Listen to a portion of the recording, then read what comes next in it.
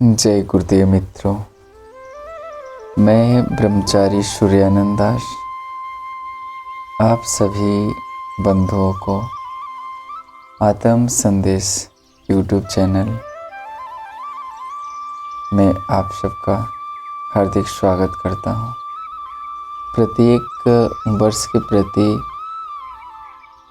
इस वर्ष 2025 में भी माघ की पूजा श्री पंचमी यानी बसंत पंचमी के दिन सतगुरु विजय प्रताप बाबा आत्म स्वामी के द्वारा प्रत्येक वर्ष बसंत पंचमी के दिन एक अद्भुत दिव्य पूजन का आरंभ किया गया, जो जब से आत्म स्वामी जी इस पूजन को आरंभ किए तब से लेकर आज तक जो भी उनके अनुयायी भक्त लोग हैं करते आ रहे हैं और आगे भी करते रहेंगे। एक अद्भुत ये पूजन है। इस पूजन का एक अद्भुत महत्व है, जिसमें गुरु और शिष्य के बारे में बहुत कुछ चर्चा है और इन दिन जो भी पूजा होता है, पाठ होता है, उस पाठ में पार ब्रह्म परमेश्वर और श्री रामचंद्र जी का वार्तालाप है। जिन वार्तालाप में जो भी कुछ वार्तालाप है, उसमें स्पष्ट तौर पे जीवों के कल्याण के लिए पार ब्रह्म परमेश्वर और श्री रामचंद्र जी के द्वारा वार्तालाप है, जिससे जीवों का कल्याण हो सके, उद्धार हो सके। इस पाठ में जीवों के कल्याण के लिए अद्भुत मार्ग बताया गया है। जो जीव उस मार्ग को पकड़ लेता है और उस पर चल पड़ता है, आत्म स्वामी के द्वारा जो रचित आत्म ग्रंथ है, उसको करने मात्र से जीवों के अंदर एक अद्भुत कृपा होती है, जिससे वो जन्मों जन्मों के पापों को नाश कर सकता है।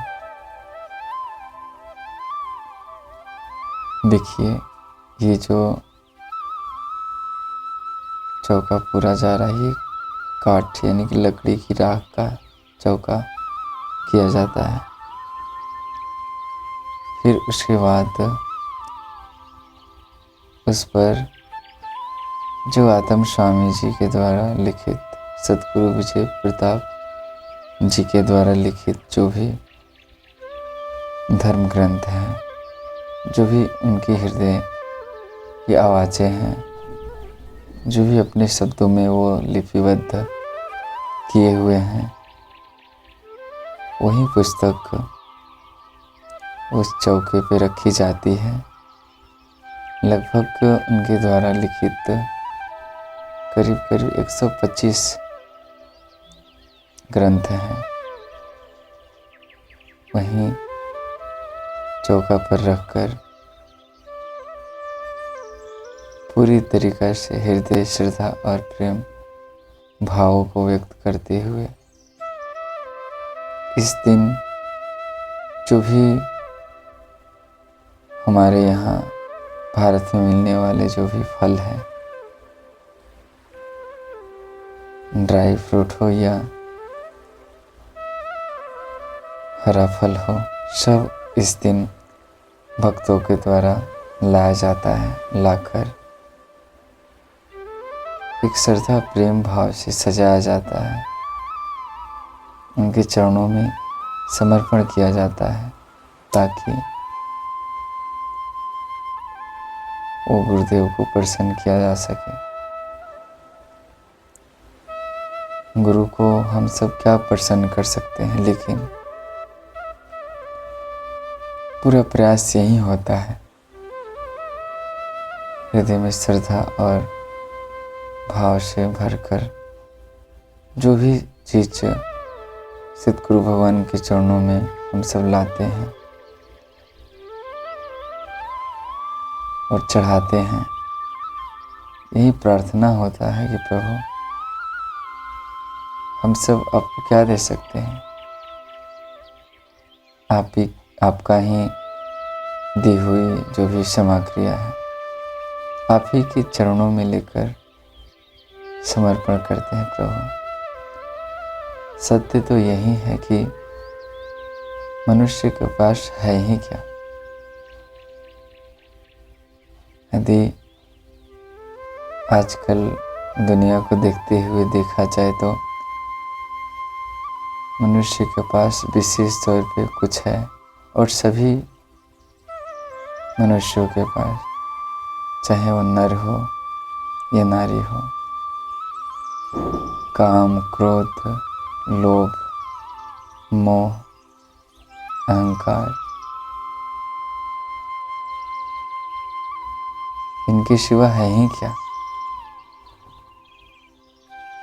सारे मनुष्य प्राणी जाति नर हो या नारी हो, सभी इन सब चीज़ों में फंसकर ऐसे बुरी तरह से लिपट गए हैं कि इसमें से निकलना इतना मुश्किल हो चुका है, इतना मुश्किल हो चुका है, उतना हम कह नहीं सकते हैं। लेकिन जो भी है, गुरु के दरबार की महिमा को जो समझ लिया, जान लिया, जो गुरु के चरणों में शरणागति हो गया, समर्पण हो गया, वो इन सब काम, क्रोध, लोभ, मोह, माया, अहंकार, जितने सारे विकार हैं, आज नहीं तो कल एक दिन वो इन सब से छुटकारा पा ही जाएगा। और वास्तव में जो उसका जीवन है, जिस कार्य के लिए जीवन है, जिस महत्वपूर्ण कार्य को करने के लिए संसार में आया है, सतगुरु भगवान के सानिध्य में जाने के बाद वो अपने लक्ष्य को समझ ही जाता है और पूरा करने में लग ही जाता है। गुरुदेव कहते हैं कि बच्चा जन्मों जन्मों से इतने सारे हम लोग लेखनी कर चुके हैं, लेख लिख चुके हैं कि वो जब तक नहीं मिटाएंगे तब तक इस संसार के आवागमन से मुक्त नहीं हो सकते। और वो मिटाने का क्रिया एक सतगुरु ही बता सकते हैं, कैसे उसे मिटाया जा सकता है। क्योंकि हम जब संसार में आए तब हम अपने लेख को मिटाने के लिए ही आए, लेकिन माया का इतना प्रबल प्रभाव है, इतना प्रबल प्रभाव है, जब मिटाने आए तब और लिख लिए, यानी कि और लेख लिख लिए। मतलब आए मिटाने के लिए, लेकिन और लिख लिए। और लिखे तो फिर ऐसे लिखे जैसे लिखा ही नहीं जाता। कैसे लिखे? मैं तो यही कहूँगा कि लिखे हुए पे लिख लिए। आप लोग थोड़ा सा सोचिएगा, स्कूल के जो भी ब्लैक बोर्ड होता है उस पे कुछ अपने टीचर के द्वारा लिखा हुआ होता है और टीचर ने लिखकर चले गए बिना मिटाए। दूसरा टीचर आया, वो भी नहीं मिटाए और उस पे ही लिखने लगे और पूरा लिख दिए। बताइए, पहले से ही लिखा था और फिर वो लिख दिए, क्या कुछ समझ में आएगा? अब वो क्या हो गया? वो गाजुर माजुर हो गया। ना उनका लिखा हुआ समझ में आ रहा है, ना जो उनके बाद जो सर लिखे उनका लिखा हुआ समझ में आ रहा है। ठीक उसी तरह से हम सब कर लेते हैं। अपने पुराने चित पे लिखे हुए जितने सारे लेख हैं, हमने उसे मिटाया नहीं, फिर और उस पे लिख लिए। इसी को उलझना कहते हैं। इसी तरह से मनुष्य उलझते जाता है, उलझते जाता है। कई जन्मों जन्मों से लिख पे लिख लिखते जा रहा है और इस संसार में आने का उद्देश्य सिर्फ इतना ही कि अपने पुराने लेख को मिटाओ, निर्मल हो जाओ। इसी बात को कबीर साहब कहे, जस के तस धर दीनी चदरिया झीमी रे झीमी। जो चदरिया है जस के तस, कबीर साहब ने जैसे वहाँ से लाए थे फिर वहाँ ऐसे ही रख दिए। लेकिन हम सब क्या करते हैं? परमात्मा ने कोरी चादर दी, कोरा काया दिए, जिस पे किसी प्रकार का कोई अशुद्धता नहीं था, गंदा नहीं था। लेकिन हम सब उसको इतना गंदा कर दिए, काम, क्रोध, लोभ, मोह, माया, अहंकार में पड़ के। फिर जब हम जाते हैं परमात्मा के पास, वहाँ से लौटा देते हैं और कह देते हैं जाओ साफ करके आओ। देखिए, इसके पहले हम सब देख रहे थे आत्म दास आश्रम को देख रहे थे। अब हम सब आ गए हैं अपने आत्म दास आश्रम के पुराने स्थान पर, जो अंग्रेजों के ज़माने से था। अंग्रेजों के ज़माने से था। हमारे सतगुरु विजय प्रताप बाबा के प्रथम यानी कि इसके पहले वाला जीवन काल आत्म स्वामी के रूप में यहीं पर हुआ था। फिर उसके बाद उनका सतगुरु विजय प्रताप दास जी के रूप में जो जन्म हुआ, वो आत्मदास आश्रम का निर्माण किए वहाँ पर। और यहाँ पे अपने आत्मदास आश्रम से आए बहुत सारे श्रद्धालु भक्तजन लोग, देखिए भोजन प्रसाद भंडारा बना रहे हैं और यहाँ पर भंडारा देंगे आत्म बाबा के पुराने स्थान पर। बसंत पंचमी के दिन प्रथम भंडारा होता है आत्मदास आश्रम। उसके सुबह बसंत पंचमी के एक दिन बाद आत्म स्वामी जी का पुराने स्थान पर भंडारा कार्यक्रम होता है, जहां आज अभी इस वीडियो के माध्यम से आप लोग देख रहे हैं। ये सब जो भी देख रहे हैं, यहाँ पर आत्म स्वामी जी के बाद जो भी है महात्मा लोग रहे, उनके समाधि स्थल है जो अभी आप लोग देख रहे हैं। बहुत दिव्य स्थान है, बहुत अलौकिक स्थान है। यहाँ आने जाने मात्र से जीवों का कल्याण हो जाता है। पुराने से पुराने किसी प्रकार का कोई कष्ट पीड़ा हो, चाहे दैहिक हो या दैविक हो या भौतिक हो, इस स्थान पर आने जाने मात्र से श्रद्धा भाव से जो भी आपके पास कुछ हो लेके आने से, चढ़ाने से, प्रसाद के रूप में बांटने से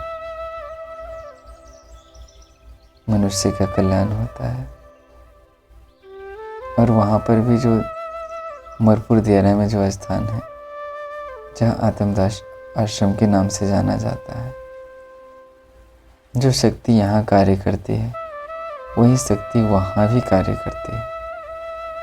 भले जगह स्थान अलग अलग है, लेकिन गुरु शक्ति ही सारा कार्य करती है। चाहे आत्मदास का पुराना स्थान हो या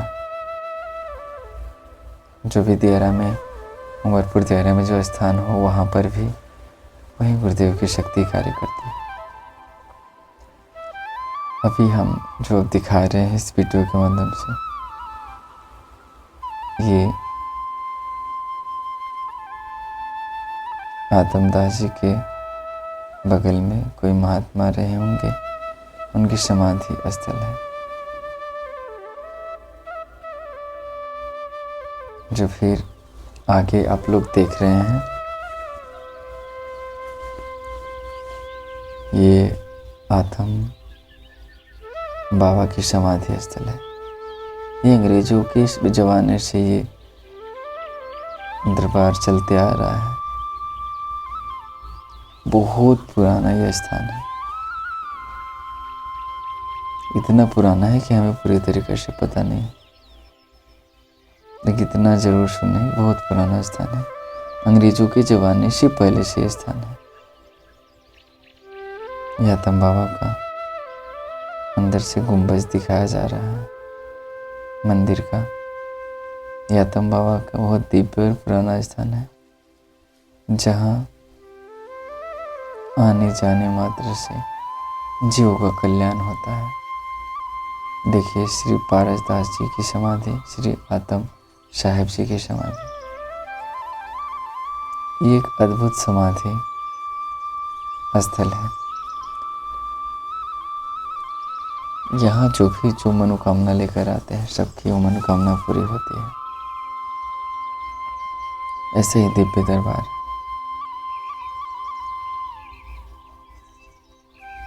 गुरु की महिमा इस संसार में कितना भी कह दिया जाए, फिर भी बहुत कम है।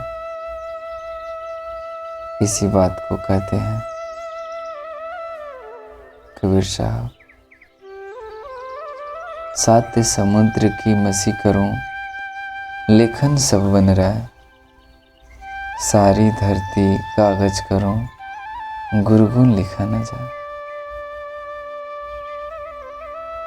इस धरती का जो 7 समुद्र है, सातों समुद्र की जल को स्याही बना दिया जाए। सातों समुद्र का जल का स्याही बना दिया जाए और धरती के सारे वन की लकड़ी जो भी है, सारे वन की लकड़ी को कलम बना दिया जाए और सारी धरती को, यानी कि सारी धरती को कागज बना दिया जाए और वन की लकड़ी से और समुद्र की स्याही से, समुद्र की स्याही से धरती पे, सारी धरती पे गुरु का गुण लिखा जाए, फिर भी नहीं लिखा जा सकता है। आज तक कोई नहीं लिख पाया। साहब कहते हैं कि गुरुगुण लिखा ना जाए, मतलब कि सातों समुद्र को स्याही बना दिया जाए और सारे धरती के बन की लकड़ी को कलम बना दिया जाए और सारी धरती को कागज बना दिया जाए, फिर भी गुरु के गुण को नहीं लिखा जा सकता है। इसी को अलग तरीका से शंकराचार्य जी कहते हैं।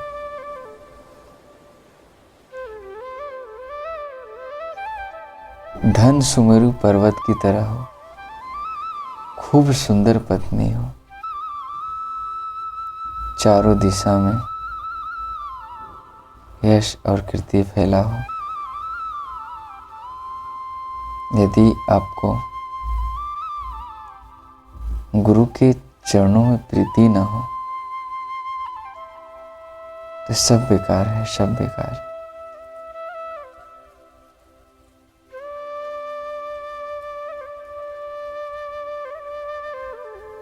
अभी जो आप लोग देख रहे हैं, बहुत पुरातन शिव मंदिर है ये, जो कि भगवान शिव का स्थान हमारे आतम साहिब जी, आतम बाबा अपने आश्रम के प्रांगण में दिए थे कि ताकि शिव की महिमा को भी लोग याद रखें। क्योंकि तुलसी बाबा कहते हैं कि गुरु बिन भव निधि तरही न कोई, जो विरंच शंकर सम हो। शंकर के समान भी आप हो जाए विरंच, फिर भी गुरु के बिना भवसागर पार नहीं कर सकते। हमारे संसार में जितने संत हुए, महात्मा हुए, सभी ने गुरु के गुण को गाए। इतना गाए, बहुत सारे मोटे मोटे ग्रंथ लिख दिए गुरु के गुणों का बखान करते करते। फिर अंत में कहे गुरु के गुण को नहीं लिखा जा सकता। गुरु की महिमा को गाते गाते कितने सारे संत महात्मा आए और गए, लेकिन कोई पूरा नहीं गा पाया। अंत में वो कहा कि गुरु के गुण को कितना भी गा लो कम ही पड़ेगा। इसीलिए मेरे प्रिय मित्रों, बंधुओं, जीवन में सतगुरु का इतना महत्व है जितना संसार में किसी चीज का नहीं है। यदि वास्तव में जीवन में कुछ करना चाहते हो, कुछ पाना चाहते हो, तो जितना जल्दी हो सके गुरु के शरण में जाकर शरणागति हो जाओ, ताकि जन्मों जन्मों के पाप धुल सके, नष्ट हो सके। अपने पुराने जन्मों जन्मों को लिखे लेख को मिटा सको। जैसे जिस तरह से इस परमपिता परमात्मा के द्वारा लिखा, यानी कि दिया हुआ जो भी ये तुम्हारा कोरा निर्मल काया प्राप्त है, उसे जस के तस धर देनी चदरिया, कबीर साहिब की तरह। लेकिन हम लोग तो इतने ज्ञानी हो चुके हैं, इतने अंधे हो चुके हैं,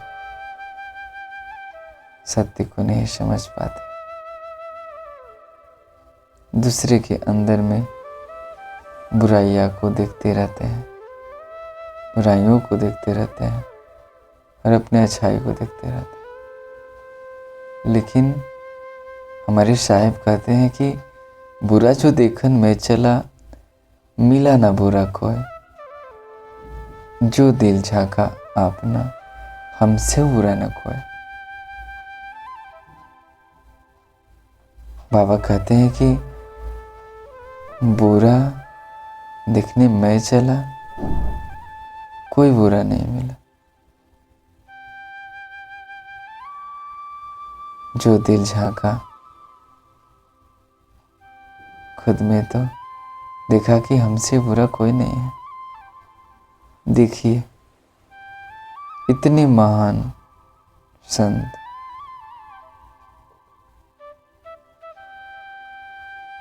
जिनके विचारों को आज पकड़ के बड़े बड़े यूनिवर्सिटियों में रिसर्च हो रहा है, उनके विचारों पर रिसर्च हो रहा है। कैसा विचार था, क्यों ऐसा कहे? वो कहते हैं कि बुरा जो देखा मैं चला, मिला ना बुरा कोई।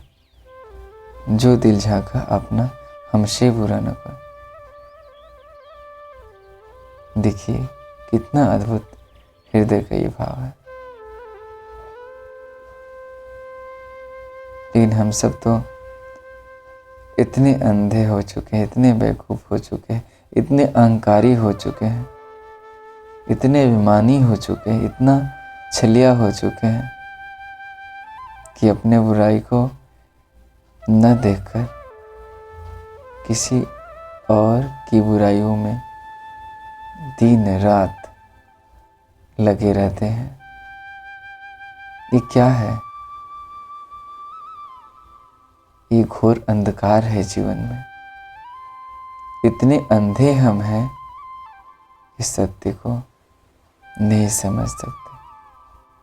सत्य सामने आ भी जाए तो नहीं देख सकते, इतने अंधे हो चुके हैं। यदि सच में अंधकार को दूर करना है, बस मैं एक ही बात कहूँगा, जीवन में एक समर्थ गुरु को खोज लो। भगवान को तो खोजने का प्रयास ही न करना।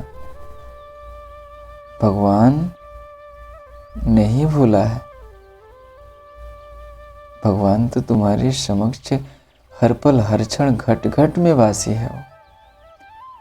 यदि तुम्हें कुछ खोजना है ना, यदि तुम खोजना चाहते हो तो गुरु खोज लो। सब कुछ तुम्हारे समक्ष, तुम्हारे सामने सतगुरु भगवान लेकर खड़ा कर देंगे और सबका वारी वारी से परिचय करवा देंगे। देखो बेटा, ये चीज़ है, ये चीज़ है, ये वो चीज़ है।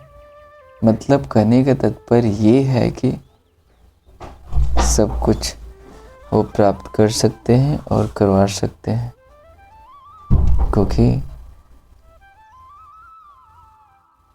उनके बिना इस संसार का सही सही परिचय पाना बड़ी मुश्किल काम है। मेरे बंधुओं, यदि सच में किसी के पास सत्य देखने की दृष्टि है तो वो सद्गुरुदेव के पास ही होती है।